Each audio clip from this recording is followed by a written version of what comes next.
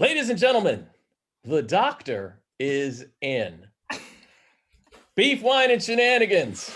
Stephen Van Patten, as always, joined by Mark Abbott. Wave to the nice people, Mark, with your cool Clark Atlanta University retro sweater there. And, of course, Mr. Kirk Johnson. How are you, Kirk? Lovecraft Country. Nice. Ladies and gentlemen, our guest tonight is a great guest for any talk show at any time, but especially ideal for International Women's Day, which is, of course, the time of this recording, because she is, in fact, international. She's currently both a community and a private practice psychiatrist who has worked both in the States and in Vancouver. She's also a certified professional life coach who, no doubt, gets quite a workout from her neighbors now that she lives in Florida. God bless her.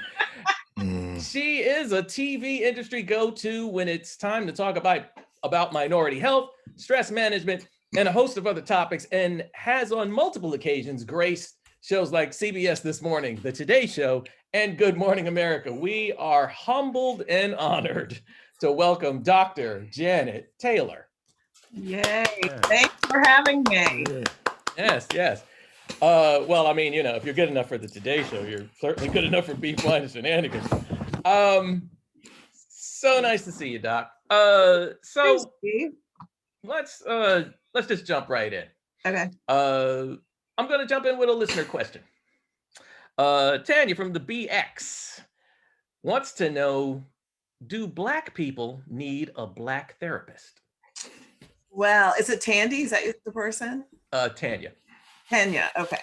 So no, I mean, it's tough enough to get a therapist or a psychiatrist anyway. You just need somebody who's competent, somebody who you have a good rapport with. Mm-hmm. You can be authentic. And so no, I don't think a Black person definitely needs a Black therapist or psychiatrist, but you need somebody who you can feel comfortable with and is competent. That's the key, competence. Okay. I worked at Harlem Hospital for a long time, and just because I was Black, my patients may have been Black, they could have been Dominican, African. I mean, I still had to work at the relationship. So it's really about building that rapport and trust. Okay. All right. I got a follow-up question. What do people is there something that people should look for in a therapist when they're searching for one? Is there a list of things that they should be this, they should be that, or. I mean, that's a great question, Kirk. I mean, the thing is, number one, cost, right? I mean, because so often people in their quest to find someone who may be Black or maybe whatever ethnicity they are will pay out of pocket when in fact your insurance may cover it. And just because the therapist may be white, that's crazy to accrue all this costs when your insurance could cover it. So you want to look at cost, somebody maybe who has your insurance. If you're not in network, there are free, every county, every mental health association has free therapists that you can find. So certainly that's a fact, but you want somebody who is well-versed in whatever you consider your issue to be, and consider it an interview, like it needs to be a good fit. However, most people who go into therapy are not necessarily going because they want to. It's because their partner may be saying, you know what, you need to go talk to somebody, their employer may be. So don't let your resistance to therapy anyway keep you from saying that person doesn't work for me, or, I don't like them or whatever. I mean, sometimes you just have to go in and also make the relationship work. Okay. All right. I'm just writing stuff down. Well, it's so funny, Doc, because this started off as a very lighthearted podcast, and then about 4 years ago, a horrible person got elected president of the United States, and David Duke. Well, close. Might as well been, I know, right? Pretty close. So I think everybody's mood, like there was just like a big shift. And it was a shift on the show. I mean, we had guests that for one reason or another, especially once COVID had started, they kind of had a little breakdown. We individually, each of us had a breakdown when Chadwick Boseman died. That was actually our highest rated show. Apparently people like to see us crying. So I guess, it kind of brings all of this to a head, because we who, like I said, we started off as a very lighthearted thing, and and these are not lighthearted times. So I think what I want to kind of get from our chat tonight is like, how are you, like, are you like swamped with people just like on the edge of oblivion? Like, what's going on? Well, I do live in Florida, which is, pretty much a red state. So Trump No. didn't, I've had patients, so I've just had to like just zip it, other than saying, do you understand, like, you're voting against your own interests, and I have to leave it there. But I mean, life can be tough. And when you look back on it, yes, these past 4 years were difficult, but it was 4 years. And at some point, I think we all have to be able to handle things that we don't directly have control over. If you voted, then you did your job, and then you suffered through the last 4 years, and hopefully, became an activist, looking at so many other issues about, criminal justice, the injustice system, and that we have in terms related to arrest, and health inequity, especially with COVID. There's so many other factors, and so I think at some point, like, I'm a believer the glass is always half full anyway, and that things unfolded the way they needed to, and for an old paradigm to shift and a new one to come in, sometimes you needed something this big to really wake people up. So I think there's no doubt that Trump, and then, the murders of Ahmaud Arbery and Breonna Taylor and George Floyd, awakened not just Black people, but, white people, brown people, and then that with COVID. So I think we're where we're supposed to be. And now we just need to continue to fight for what makes us have a passion.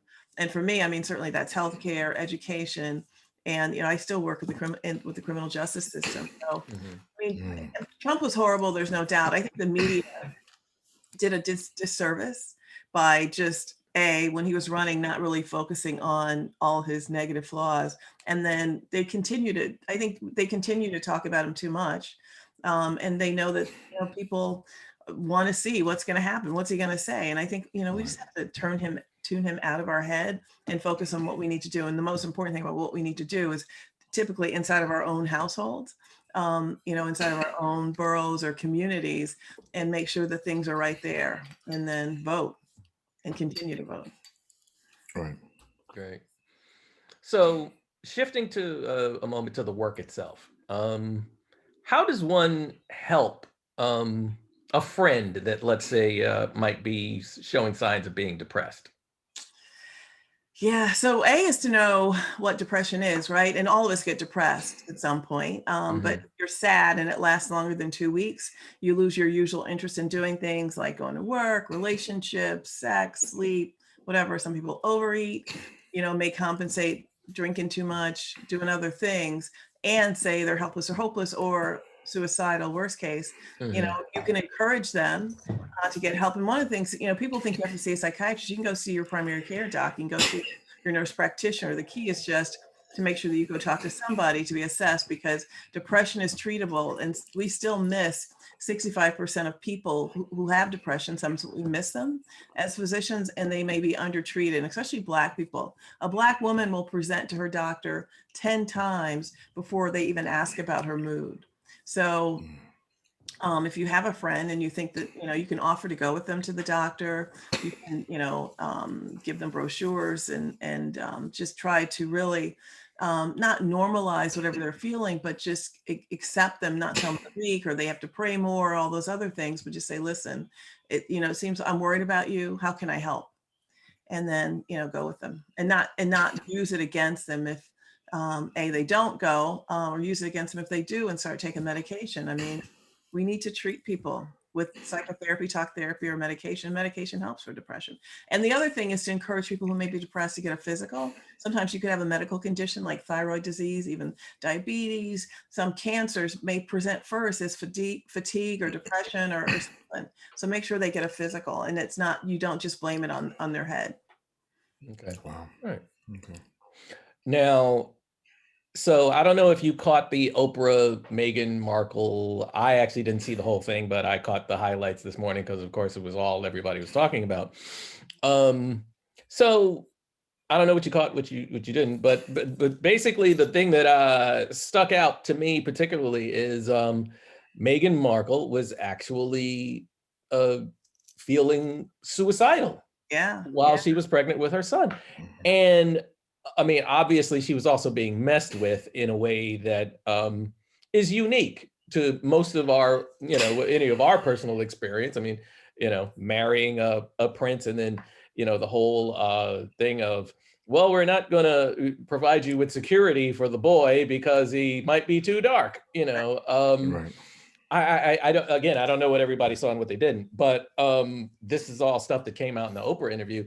So it's just kind of, it's the fact that she said that, and then here you are on the show with us is kind of like a weird sort of coinky dink. I want to say almost like I knew what I Like was planned it. doing or something. Yeah.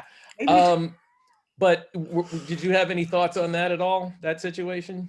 Yeah, I mean, I thought she was very brave, talking about how she felt like she didn't want to live anymore. And certainly, there are a lot of people who say if they could go to sleep and not wake up. And that speaks to, when someone says that, it is an emergency and they probably do need to be evaluated. As a friend, you want to help them, but you can only do so much, right? Because the worst thing would be if you feel like you have it under control and then somebody actually does something. So I thought it was brave for her to say that. But, everything that she went through, I mean, it just shows you, no matter, what your celebrity status is, no matter how much money you have access, if you're Black or half Black, or some person of color, there are still aspects of society, no matter where you are, England, here, that are against you. And so even I thought it was interesting, even as Harry was speaking, and he said he was ashamed because she was depressed and he couldn't help her. And then he even I thought he alluded to the fact that, and here she's dealing with, bias and all these other things. And I wondered if that even played a role, like he didn't want to bring up her mental health issues because he didn't want to pathologize her any more than she was. So there are a lot of nuances in that interview. I'm sure they will be in really, discussed and investigated, but I thought they were pretty open. But, they're like, I was glad they were so open, but there weren't any really big surprises. Right. Yeah. Because every other person has trouble with their in-laws, right? Who ain't the Queen of England? Yeah. Yeah. I found it, side note, I did find it interesting that they wouldn't say exactly who was the party that was worried about Artie's complexion. But they did make sure that they mentioned that the Queen was not on that list. They made sure that they said the Queen was very nice to her. Yeah, she was nice to her, but somebody else. Yeah. Interesting. But again, look, you think about that royal wedding, right? And then I forgot the priest's name who was there, and then the black choir, and just, the looks of the royals as Meghan was doing everything. It just seemed very deliberate in terms of her shock value for the family. And then they were married 3 days earlier anyway, so royal fun, I guess. Yeah, I guess. So Mr. Doc, Abbott, I have a question. So often we've had these discussions about the stigma of mental health and the fact that we had a conversation not too long ago about Kanye and how he was going through all of this mental instability, and the people around him didn't seem really there to help him, but kind of milked that for whatever issues he was having. And oftentimes in the Black community, because I work in an inner city school, and you see it, we have children who need help. It's very clear that there's things going on at home, but the family doesn't want to get help. It's either the famed statement, "Oh, that's just how he is," or "That's how she is," or this ideology that no, I don't need the neighbors finding out. What is your view on why there's such a huge stigma about getting help for your mental illness. So, Kanye, I mean, he's been diagnosed as bipolar, and he's bipolar. And anybody with bipolar, I mean, it's a mental illness, it's treatable. Get help for it if you're bipolar, because it's treatable. But, for Black people, if you go back 400 years, right, slavery, and to justify slavery, scientific racism came in, and to justify that, in terms of just, white people's, this myth of white supremacy, and white people saying basically that, Black people were inferior. There are wrong scientific studies that try to show that a Black person's brain was smaller than a white person's brain. There was something called drapetomania that's in the record, medical record history books that says that a freed Black person was more likely to be depressed and psychotic than a slave. So our mental health historically has been used against us, and has really been used to justify, everything that has been wrong in America related to racism and structural racism, systemic racism. And even when I was in medical school, there's a Black woman who came on the unit, and she was depressed. And the reason she was depressed was because she had a job for 20 years, and her boss's daughter came home for college for the summer, and they fired this woman to give the daughter a job. And I remember the white residents in clinic saying, there's no way that happened. Like, I knew that happened. So when you talk about distrust in the medical system, distrust of having a label, distrust of what can happen, whether you're involved with CPS or, somebody's in your business, like, I get that on the one hand, because it has been used against us. But on the other hand, if you have a child who has had trauma, or who actually has ADD, because we know that Black boys are 7 times more likely to be prescribed medication for hyperactivity and ADD. In fact, they don't have it. In fact, they may need to sleep. They may need other things. I can see where you'd say, I don't want to be involved. But so I think we have to find that balance between, if, like, you in the school system, if you're saying, like, you need to get your son or daughter evaluated, or your family needs help because they're coming to school a certain way, tired or irritable, getting into trouble, like, families need to listen. But on the other hand, we have to look at, from a healthcare provider standpoint, what happens, how Black families are treated when they come into our medical offices. Are they treated with respect? Or, if they're Hispanic or Latinx, do we have enough people who can speak Spanish if they need it? So I think it's not just the families that don't want it. I think it's a healthcare system that has excluded, for a large part, people of color, and made us feel like there's always something wrong with us, and not necessarily explained everything. So I think we all need to, come together and really look at underlying factors, look at treatment, and then also look at why we can't engage more people. I think, case in point, look at the COVID vaccine. I don't think we can say it's just Tuskegee. Most Black people I know don't even know about Tuskegee, but they know how they feel when they come to your hospital. They know how they feel when they come into a clinic, and that's not always welcome. So we have to explain more. We have to engage people more. We need to go to where they are. Instead of expecting people to come to our clinics, we need to go to where people are and say, listen, this is going to help you. This is what you need. This may help you keep your job. If you don't have a vaccine, you may not have a job. This is going to help you, be able to go see your grandparents and kids and all those things. So I think we can't just blame it on, a group of people. We have to look at the systems that have contributed to ongoing feelings of exclusion from a healthcare system that is inherently racist and continues to be. A quick question. I imagine that's almost like that's times 10 when it comes to the homeless. Oh yeah. How bad is it? Especially in Florida, because I know that California has a homeless problem that they don't want to even deal with, as well as New York. I imagine Florida's. Yeah. They don't even want to show homeless people in Florida. Yeah. Unless he's biting somebody's face. Yeah. No. Right? I was in Miami a couple of weeks ago to visit my daughter, and definitely you see it worse than where I am. I'm in Sarasota. But yeah, a lot of homeless people are mentally ill. When they deinstitutionalized big mental hospitals, state hospitals, people ended up on the streets, and even in jail. I think 60% of people, 70% of people in jail are there for nonviolent offenses, but a large majority are people who may have schizophrenia, who are homeless, get arrested for trespassing. can't comply with their case, and just all these issues may get into a fight there. The deputy COs don't like them, and they end up just languishing in these jails. So it's bad. There's no question it's bad. And I work with a program here in Florida, much like I did in New York, to try to treat people, homeless people, try to keep them out of jail, get them housing, get them what they need, food, housing, medication, all that stuff. But it's a problem. But it's a problem we could solve. We have enough resources here in America to solve it. We have enough resources to get people out of poverty. But I mean, just like with this stimulus bill, I mean, people don't want to do it. It's crazy. Yeah.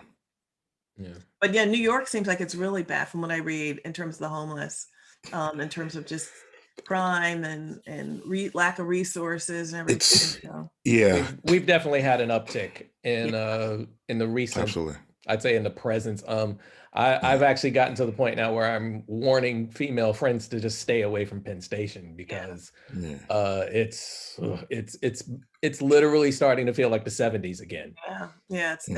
It seems, I mean, just from what I can see from the outside from here, it seems, and that's too bad because so much work went into reaching out to people. Even when I worked in New York, I worked for Cases, Center for Alternative Sentencing and Employment, and we would go to where people are and just try to help. But it's there's a station I got off at Fulton Street Station on the A line going down to Wall Street, and there's like a there's like a little almost a chamber, proper word.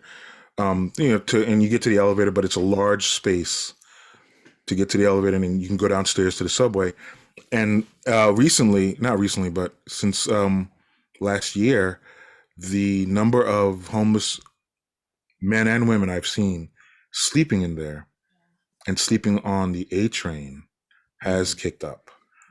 It's getting so bad that you're using the elevators for bathrooms. For bathrooms. And they've never done that. That's never happened using the elevator, so and I wonder, and I'm angry about it. I remember when COVID first came out, and I kept listening for what the mayor would propose to help the homeless, because you want to stop the spread of the coronavirus, and they're your most susceptible population. Right. I mean, they'll get it. A lot of them will die because of it, and they'll spread it because of it. I worked in shelters in New York, and it's unfortunate that so many homeless people feel safer on the streets than they do in shelters too. Yeah, I've heard that more than once. It's again, it's a solvable problem if we put the right resources to it, but I mean, a lot of homeless people don't vote necessarily. A lot of homeless people don't have any community association or donors to politicians' campaigns, and it's just a shame that's like that. And then if you look at the number of kids, homeless children, who, in terms of school and access to Wi-Fi and just consistency, and really, it's a blessing. Yeah. But you guys can figure it out in your show right now. I'm saying we start a campaign for the rent too high guy. For the Black Colonel Sanders dude. That's right. Because I would have voted for him. I voted for him, yeah.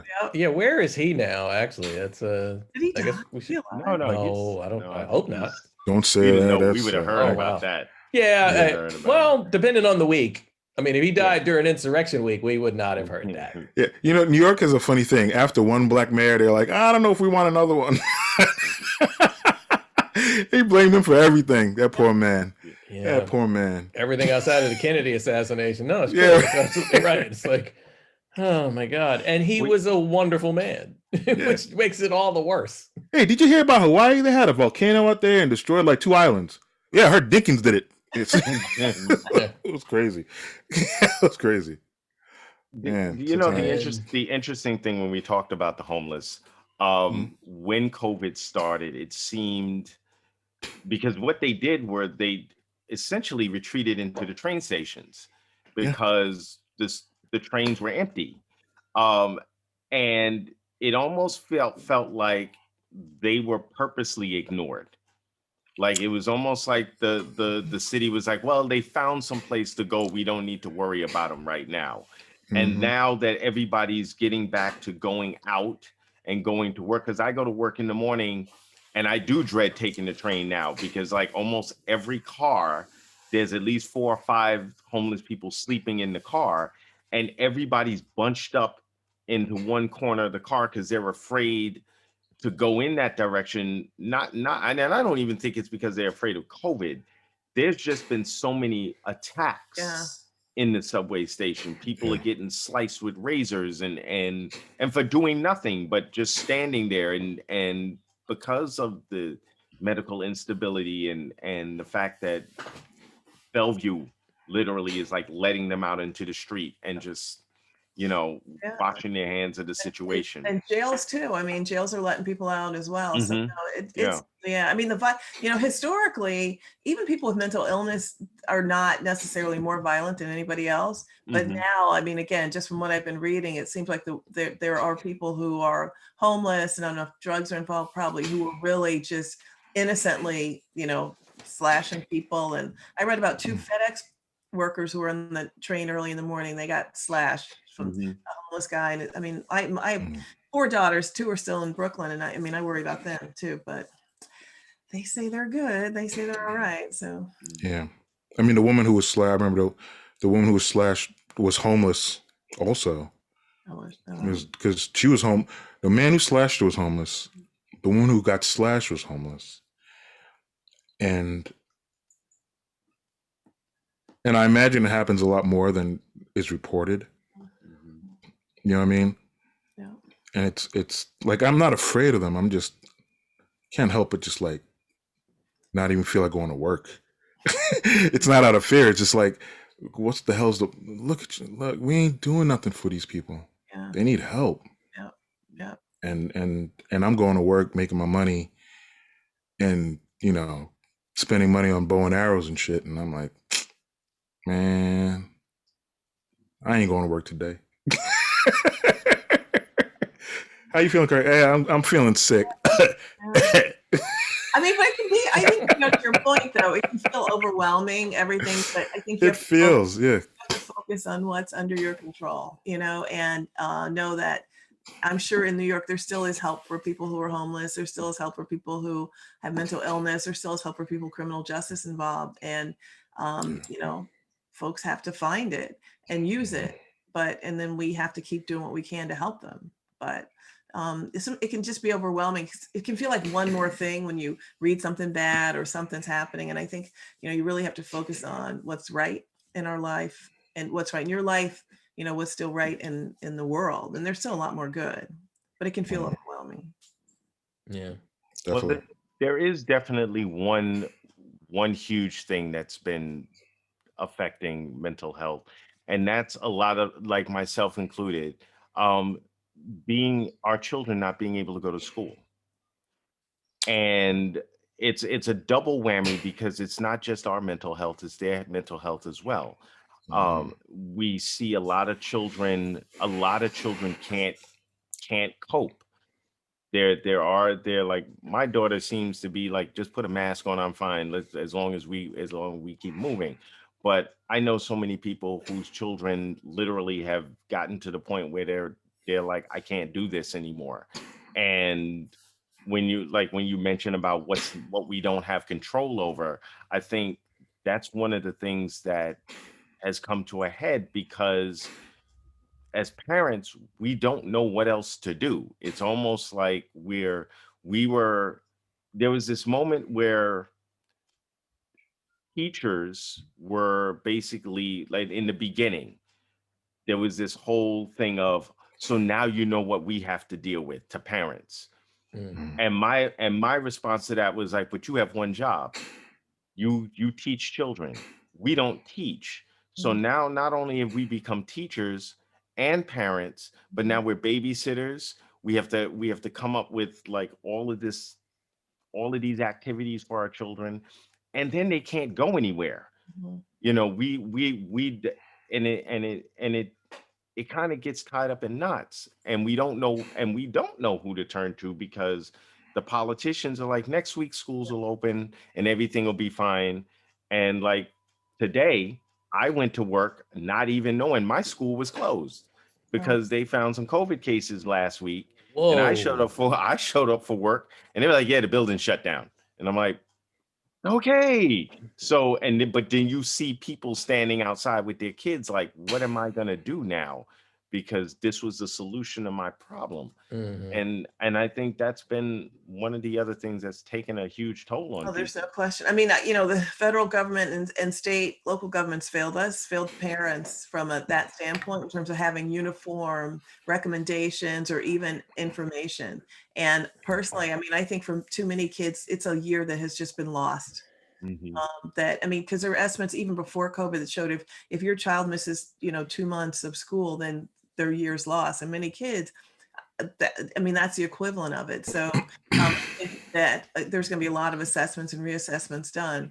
But our kids had a lot of anxiety even before COVID. Our kids are Mhm. not sleeping. Our kids are Mhm. using social media, using video games, using screens too much, and not having enough FaceTime with their parents. And certainly they miss their friends. So I think mental health for kids and teens and even millennials is really going to be something that stretches, I think, 2021 and 2022 in terms of like what it really means to have good mental health, and how in the face of, again, so much uncertainty, how do you shore yourself up? So our brain likes facts. Facts matter, and in lieu of actual facts, our brain will make up a worst case scenario and will create more anxiety, more depression, more overwhelming confusion. So how do you help your kids? You give them the facts. That means as parents, like, I don't know when you're going to go back to school. I don't know when you're going to see your teachers or your classmates. But when as soon as I know, you will know. Or telling them how hard it is for you as a parent. Like, I'm struggling too. I miss my friends. I miss, just the normalcy of life, but we're going to get it back together. And until that happens, you still have to turn on your camera. You still have to do this Zoom thing, and I'm going to try to help you the best that I can. Now, I will say that certainly as we vaccinate more people and double mask, and hopefully kids can still go out and have play dates, even if they're socially distant. But I'm really afraid that kids again had so much anxiety before this that it's really going to be hard for them to socialize and feel safe, and that's going to be a whole different aspect of how do you reintroduce your kids, especially in New York, which I think you guys have had it the worst because so many people died. You had the sirens. I mean, there were so many restrictions. I mean, here in Florida, I mean, the bars never closed here Never for all intents and close. purposes. They never Wow. closed. And so it's complete. And plus, when you can be outside, and plus DeSantis is a nut, but I mean, it's just completely different. You guys totally have been traumatized. And so I think getting back to normalcy, getting back to a routine, and really pushing through the fears and anxiety that your kids might have is really going to be a full-time job as a parent. And my hat's off to you. I mean, like I said, I have 4 daughters. If I had to homeschool them, I don't know how to do it. Yeah, no, trust me, that Oh. was one of those I think that the blessing was because I work in a school. Yeah. Um my what I had to do at home wasn't as heavy as many other people that I know who worked in like corporate offices, and the bosses got 12 Zoom meetings going on in one day, and they got the kids in the background screaming and hollering, and they don't know how to get them to quiet down. And even with like what you mentioned, that's the one thing that Jay, after as we start to crawl out of this, that's the one thing that actually gets me upset is when I hear people from other states screaming and hollering about, well, I need my freedom because we were locked up. I'm like, you were Mhm. locked up? You don't know what a lockdown Oh, it is. is. I'm like, No. Yeah. your kids could still go to the park. Yeah. There were Mhm. padlocks Yeah. and chains on Wow. everything in New Yeah. York that Wow. and the greatest, I told everybody the happiest day of my life was when the playground opened Mm. and children like literally started coming out like the munchkins from the Wizard of Oz. Like they weren't like, oh, can we come out into the park? Yeah. And then you just see them running around screaming and hollering because they were like, oh, we can go out. And because we spent so much time walking by playgrounds telling our children, oh no, you can't go in there. It's not open yet. Right. Unfortunately. So yeah, it's mhm. Yeah. It's Yeah, that is Hats off to tough. Mark, man. Hats off to you, Mark. Yeah. No doubt. Can't wait till he has 2 kids. And I gotta imagine, I mean, I'm not a parent myself, but I gotta imagine just the whole, I guess for no better way of explaining it, just the sort of loss of social skills is going to be an issue down the road. Just the ability to like have a conversation, that doesn't involve, emoji, tweet, it's, I mean, I talk to people who are like, I'm cool. I don't ever need to go and talk to people again, or yeah. So I think that whole just how like there will be people who will have a lot of anxiety in a crowd, right? Yeah. And the crowd may not be that big, or you get in an elevator and it's full. I mean, people will have anxiety. So I think people are going to have to push through that and really extend themselves in ways that are nonverbal, that are helpful, because on top of COVID, we still have all the racial issues that we had. And and how, when you talk about like, how can we truly be a more humanistic society? Well, the way you do that is to notice people, say hello, do all those things that you really touch people that we really couldn't do in COVID. So I think, bringing back our, like kind of ourselves, our souls, and getting back to that, just the things hopefully that we missed, that we took for granted, that we now will try to embrace again, I think hopefully can overcome some of that. But people are going to have work to do. Plus, and jobs are going to be different. How we work is going to be different. I still think there'll be a lot of people who are working remotely, and they still need socialization, because, being chronically lonely or socially isolated is as big a risk factor as smoking and drinking when it relates to worsening medical problems. So, as human beings, it's like being alone, not being able to touch people, that's not part of our DNA. That's not part of our nature. So we're really going to have to work hard at that. Yeah. Oh. Well, you certainly. As I smoke and drink. Yeah, exactly. Well, yeah, I'll drink to that. Right? Well, we're all drinking except Mark. Mark has to behave because at any minute Cosette could walk up behind him. What are you doing, Daddy? Yeah, no bedtime in the Abbott house. So she has gotten to know that's the funny thing. Sunday nights, I'm like, it's time for bed. You're gonna speak to Steven? You're gonna see. You got a meeting with Steven? Like she doesn't know anybody, but she knows Steven. If she has, I'm pretty sure when she finally sees him in person, she's gonna be like, "Oh, okay." Like she usually does. I know who you are. I mean, she enjoys me in the box. In person, not so much. It's not like because in person I'm taking Daddy's attention away from her, so it's like you can leave now, and I'm literally just walked in the door, and I don't expect that to change until she's like 16, and then she's going to want to not speak to either of us. So like I said, this used to be a lighthearted podcast,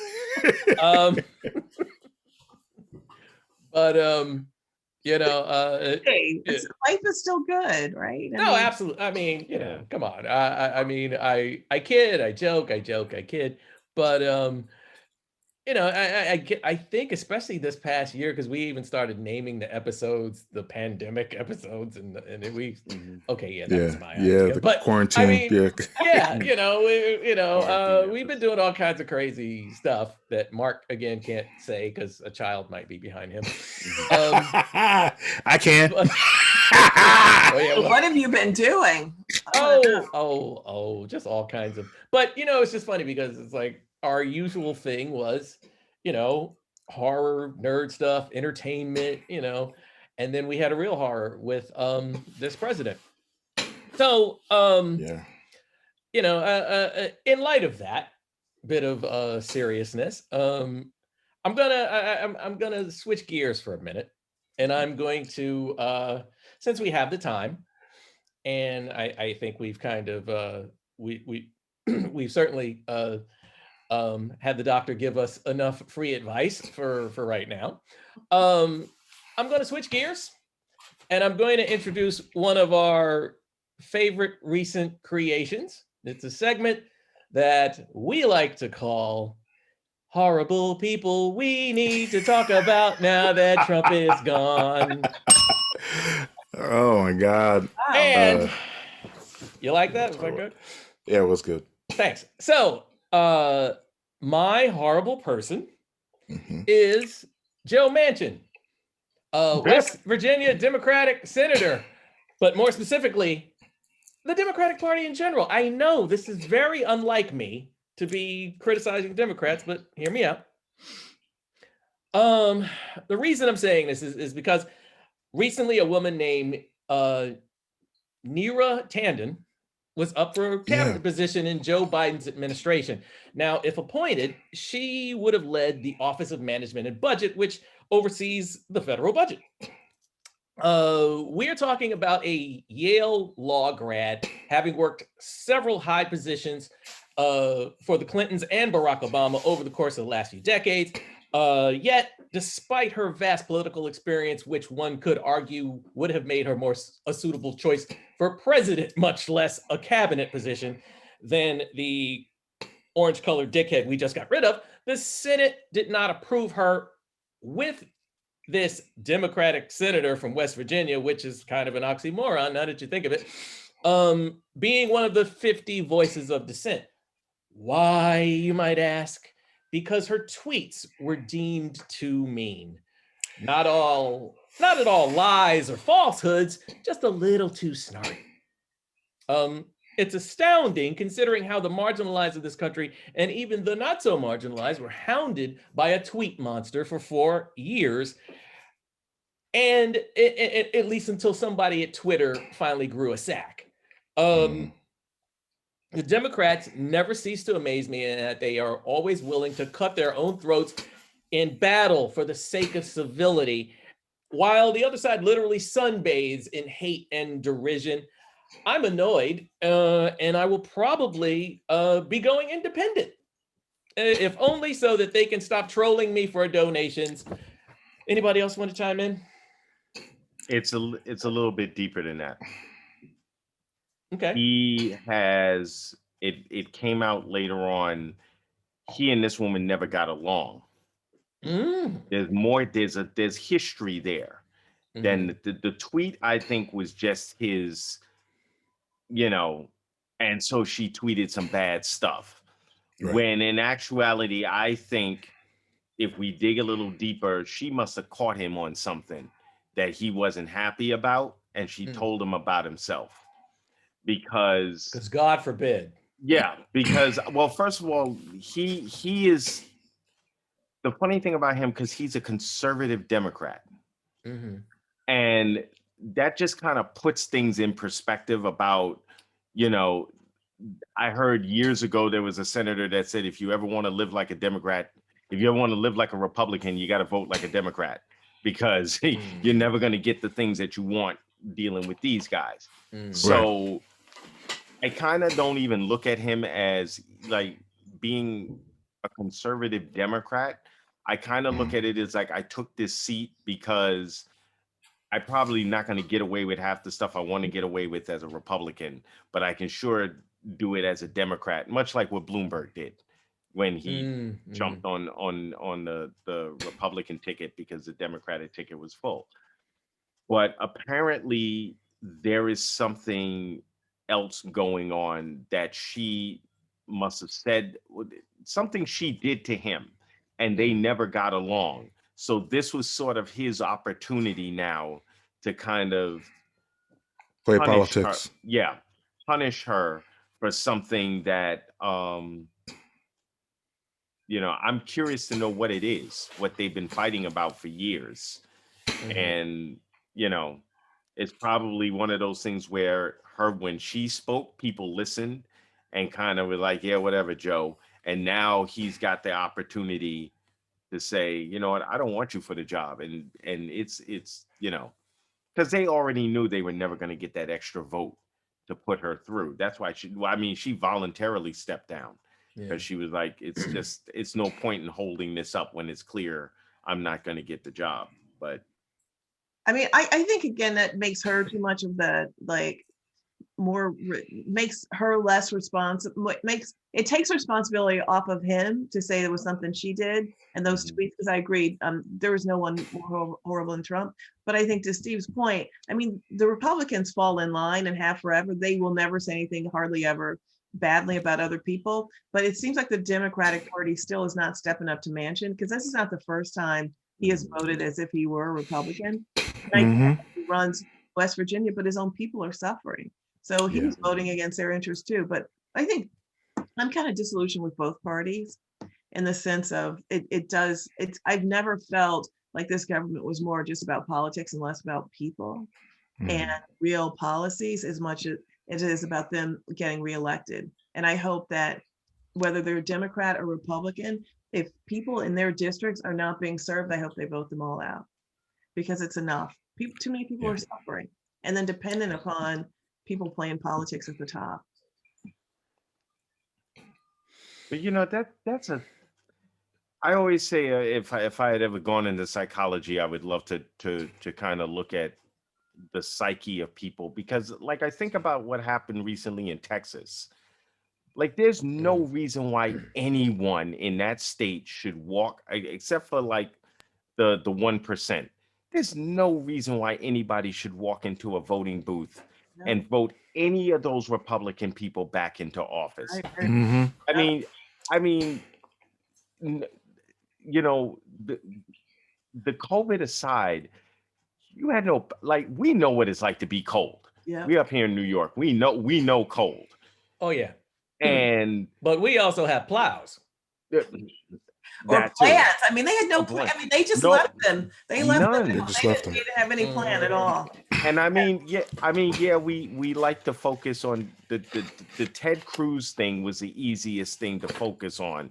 You know, oh, he skipped town and he flew out. I was like, that's really not even your concern. Your concern really should be on the fact that your own governor, because Cruz doesn't run the state. You know, what he should have been doing was he should have been on his hands and knees at the White House begging for money so that the state could get back on their feet. That was his job. But the governor of your state literally sat there, watched this happen. His own, the power company themselves was like, the stuff froze because of X, Y, and Z. No, it was green. It's the green side, and people, a green deal we don't have, and people will still sit there and go, he didn't come to our defense, but you know, I'm not putting anybody else in office. I'm like, I don't understand why you want to continue to because the next time because there will be a next time, because you're putting the same fool in there. The next time you may not get power back at all. I mean, there are people now, their entire bank accounts have been cleaned out because of no regulation on energy. So you're getting you're a homeowner getting a $16,000. Yeah, and getting juked. For relief. Exactly. So I don't think you need a psychology degree. I think people are basically stupid and are just cheap. They don't read. They trust what they read on or hear from Twitter, or read on Twitter and hear from their friends, and and these politicians, I think, make no mistake, have realized that they have no accountability at all. And most people until now really didn't understand, I think, as much as we should have, how things really worked. And I mean, look at the insurrection. I mean, like, the fact that people are still defending that and there's still no accountability there. I mean, and they voted against impeachment. Yep. and this nigga had the nerve to come back and say, you know, he was the problem. I'm gonna call him what he is. That's some nigga shit right there. Excuse my language. That for real. That's like, that really was some. You voted against impeaching him, and then you all come on stage and talk, man. Yo, so, you know what? If that brother that we were talking about, the rent's too damn high, if he was in that Senate, I would give $1,000 to sit on that Senate seat just to see him run up and was like, go ahead, go hit him. Just run up on that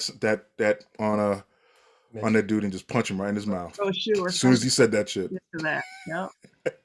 I would have paid. I would have paid good. I would have paid pay-per-view money to see somebody jack him on that podium as soon as he started talking that mess.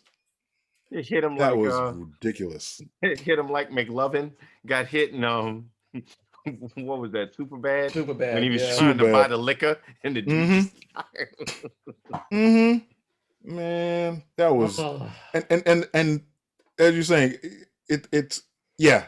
I mean, stupidity or just so caught up in your ways that I mean, you I know don't, you can do that. I don't think it's an accident that, I mean, look at education and what we're not teaching our kids and how we're not providing public schools that what they need. And, Mhm. and from whether it's civics to just plain math to just hope and just thinking about, you think about a majority that's going to be a minority and who's going to really run this country. And the only way they're going to run this country is if people don't have good jobs, don't have access. You know, most of the people who can't work remotely are Black and brown. Most of the essential workers are Black and brown. I mean, I think it's, I mean, not to be some big conspiracy person, but if you look at it across time, I mean, there's a method to Yeah. their madness, and it's, so we have to just fight back against that. Yeah. well, it's just funny because, to that point, like I recently, I did an event with someone who was actually zoomed in from New Zealand, and New Zealand's fine. Like there's no problem whatsoever. And when we were like away from everybody else, I actually asked, so is New Zealand taking African Americans? Because I mean, you want to go to Middle Earth? dude, at this point, I go to Live Middle in Earth, Man. Lower Earth, I go to Harlem Yeah. Earth, whatever. I go to Middle Earth. You Yeah, know, I'll do it's that. like, right, how bad could that possibly be? They have second I- breakfast. I go to Narnia, Yeah. man. Just ride a unicorn Well, or that, all day long. What you doing But- today, Kirk? Riding unicorn, But playing it's checkers funny with a minotaur. Go how ahead. other countries certainly handle that differently, but I think also other countries aren't invested in, I don't know if it's destroying the marginalized or just keeping them where they are. I mean, I'm sure I've thrown this George Carlin quote out a million times. It's like, and he used to say, they don't want us capable of critical thinking. They want us just smart enough to operate the machines. He used to say that all the time. And I, almost wish he was here for me to vote for him as president, even though he would never do that. And it's no wonder, it's no wonder we're all going crazy with these horrible people in charge, because as and I don't believe I'm going to say this, but as Minister Farrakhan once said, what's going on at the bottom is a reflection of the top. Mhm. Yeah, we're in a scary time, and one thing is for sure is that Dr. Janet Taylor will always have a job because That is true. and let me tell you, when I was in school, if I knew then what I know now, oh my God, I would have been right there in school with you. Because boy, I'll tell you. But anyway, ladies and gentlemen, that is actually the end of the show. And here's how I'll close this out. If you or anyone you know are suffering from a mental health crisis, please call the National Alliance on Mental Illness at 1-800-950-6264 or text NAMI, sorry. Dr. Janet, thank you so much for doing this. And folks, if you are as impressed by everything you heard just now as I certainly am, then please be on the lookout for Dr. Janet's book, The Courageous Classroom, Creating a Culture for Students to Learn and Thrive, which is already available for pre-order on Amazon and should be out, if I'm not mistaken, July of this year, correct? That's right. Thanks. Yes, very good. All right. And for much lighter hearted, well, let's call it not necessarily lighter hearted, but definitely some horror fare. Of course, you have this book written by the other three gentlemen in these boxes, myself, Yeah. Mr. Johnson, and Mr. Abbott. Why does that look familiar? think I've seen that before someplace. I don't know. I don't know. Right? Hmm. I don't know. Hmm. When you guys start talking movies, it makes me nervous because I can't remember a line. I don't know movies. I don't know anything. So Oh, that's next time you're here. Oh, please. Yes, And next time. yeah, you guys we'll help me. bombard you with a bunch of Star Wars. It'll be the Star Wars special. That's when we'll have You'll you on see this next. blank look, just like I can't wait. I can't wait. Actually, this was What kind of movies do you like to watch? What kind of movies do you like to watch? lifetime movies. Hey, Lifestyle movies. Like Lifetime, the Lifetime. channel. Wait, Bridgerton? Lifetime, Kirk. Bridgerton? I only lasted one episode of that, so Oh, okay. I kind Oh, of like well. lighthearted. It's gonna end well. I'm not a big horror person, Right. so Oh no, I'm no, proud no. of Yeah, you guys. Proud of you, SVP. All that work you guys are doing. Thank So you. Appreciate that. Yeah. But this was also, I should actually point out before we go, this was a great dress rehearsal for what's going to happen in October, because the four of us will be reunited for a National Suicide Awareness event in October, sponsored by Gamma Xi Phi Incorporated. So that we have to kind of do some astrology shit and figure out the exact date, but that's definitely happening and I'll very be on soon. time. I promise. Oh, I have no doubt of that. Mark Abbott, Kirk Johnson, thank you as always, Dr. Janet. Again, I can't thank you enough. Oh, my pleasure. Ladies and gentlemen, this is Oh, basically he just the freezed. second. he did. He did. He did. He did. He just froze. Come back, Steve. I like that. I like that. That's... Ladies and gentlemen.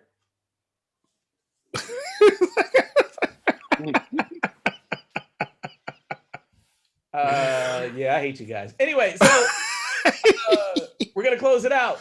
Thank you so much, everybody, for listening. I don't even have to worry about people having gotten something out of this, because I mean, come on, really. Anyway, we'll be back next week. This is kind of our set, because we took 2 weeks off, so this is kind of like our season premiere, so to speak. Right. Who knows? Do something special. By the time we take another 2 weeks off, there may be some vaccinations. There may be some really good stuff to talk about. But You anyway, might be at bars again. we might be.